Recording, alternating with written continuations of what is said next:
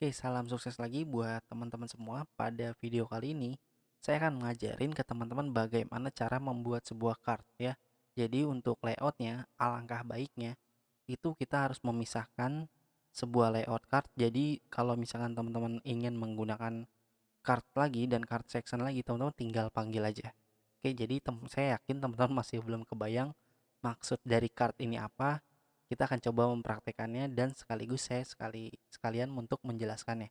Di sini teman-teman bisa coba buat sebuah folder baru. Teman-teman bisa klik kanan dan ada yang namanya new folder. Untuk foldernya saya akan coba namain dia itu adalah card. Dan di dalam card ini yang pertama kita akan buat sebuah file card.js ya seperti ini, dan kita akan buat sebuah fungsi. Oke, kita import React seperti biasa, dan kemudian kita akan buat sebuah fungsi dengan nama card. Di sini adalah proofs ya, dan juga di sini jangan lupa teman-teman import React Native-nya. Oke, dan untuk modulnya yang kita pakai ini adalah view dan juga style sheet. Cukup ini aja. Dan jangan lupa kita buat sebuah variabel dengan nama style seperti biasanya, dan di sini adalah style sheet dot create. Oke, seperti ini. Dan jangan lupa di export cardnya. Oke, seperti ini. Kalau udah seperti ini ya, ini bukan export aja tapi export default ya, dan juga card. Teman-teman bisa save, dan kalau udah di save di sini kita akan coba mengembalikan nilai JSX ya, sorry. Di sini kita akan mengembalikan nilai JSX dan isinya itu adalah view. Dan di dalam view ini saya akan buat sebuah stylenya, itu adalah styles.container style. Oke, seperti ini. Dan isi dari view ini ada yang namanya proofs children. Ya, sekalian teman-teman belajar yang namanya proofs children ini seperti apa. Di sini kita akan coba gunain. Nah, di sini kita akan menamakan sebuah proofs dot children. Oke, seperti ini.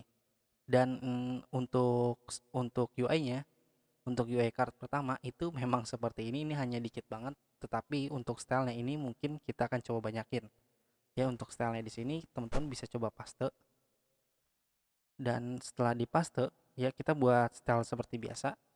Yang pertama, saya pengen yang namanya card itu pasti ada yang namanya border.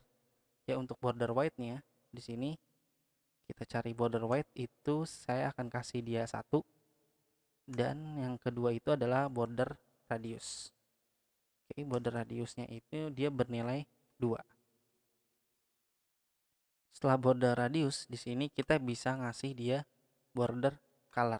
Oke, border color ini dia bernilai DDDD ya, kita kasih nilai hexa. Dan setelah border color di sini kita bisa kasih border bottom ya. Untuk border bottomnya itu dia bernilai atau enggak, bisa jadi kita enggak menggunakan border border bottom color tapi border bottom white-nya. Oke, bottom white itu yang ini ya. Dan kemudian untuk border bottom white-nya di sini saya akan kasih dia nilai 0. Dan untuk nilai shadow color ya, di sini saya akan kasih dia itu adalah hashtag 00 ya, atau triple 0 ya. Dengan warna ini adalah sedikit kehitaman ya, jadi warna hexa ini. Dan kemudian ada yang namanya shadow offset. Untuk shadow offsetnya yang pertama saya memberi nilai widthnya itu adalah 0 ya, dan di sini kita kasih koma dan kita kasih nilai height-nya ini adalah 2. Kasih koma lagi. Kemudian kita membutuhkan yang namanya shadow opacity. Untuk shadow opacity ini di sini kita kasih 0.1, kasih koma lagi, kemudian ada shadow radius. Shadow radius ini bernilai 1. Ya, setelah shadow radius ada yang namanya elevation.